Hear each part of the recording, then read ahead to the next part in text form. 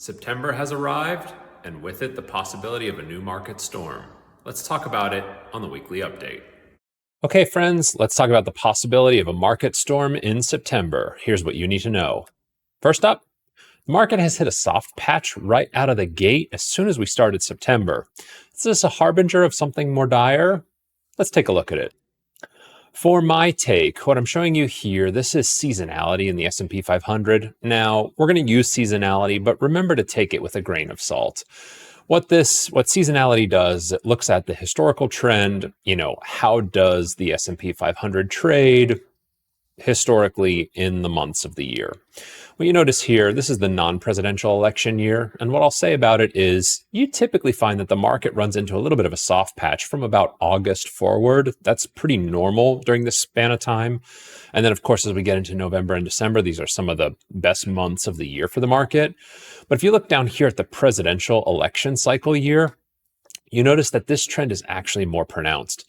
And as we get into September and October, leading up almost until the election itself, a little bit in November as well, we can sometimes get these storms, these dislocations in the market. Typically, it comes a little bit later, maybe in the back half of September, but everything is happening faster in the market these days. So if we were a little bit ahead of this historical projection, I wouldn't be surprised by it. So this is the trend. This is the pattern. This is, maybe what we're going to see a little bit of in September this year.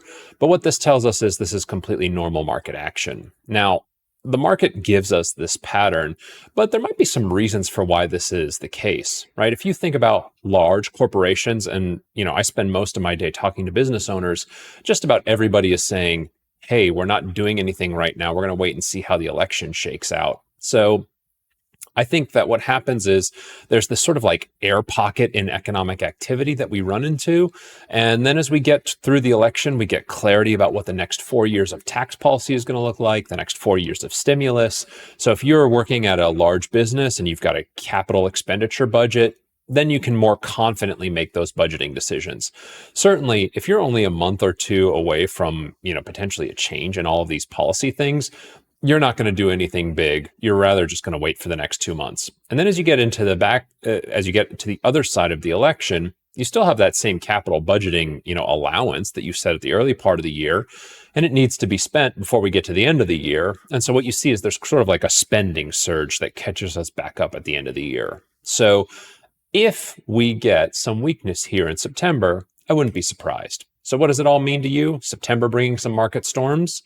Well, the market has begun a little digestive phase right now after the strong rally off the bottom we had during the 50-day test. So, the market was a little overbought going into this.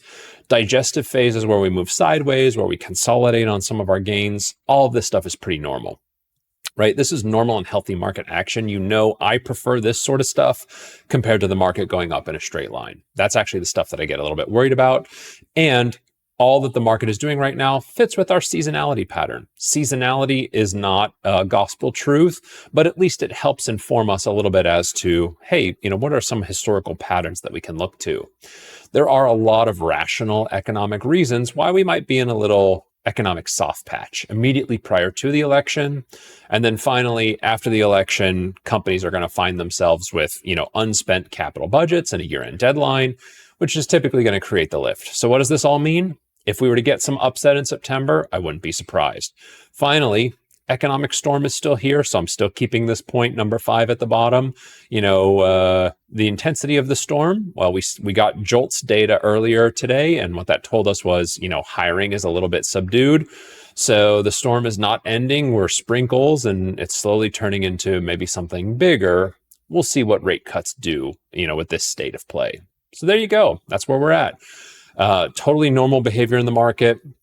I'm not worried about it too much at this point in time. Looks kind of rotative to me, rather than just full-on market selling. I'll see you this weekend for the markets review. Take care. Okay, friends, that was the video. Hope you liked it. If you found it informative, good, entertaining, I'd love if you could scroll down here beneath the video and give me a like there. It helps us out with the algorithm. And then if you want to be notified first of anything new that we upload to the channel, if you come over here, click subscribe, you'll be the first to know as soon as we upload anything. Appreciate it. See you soon.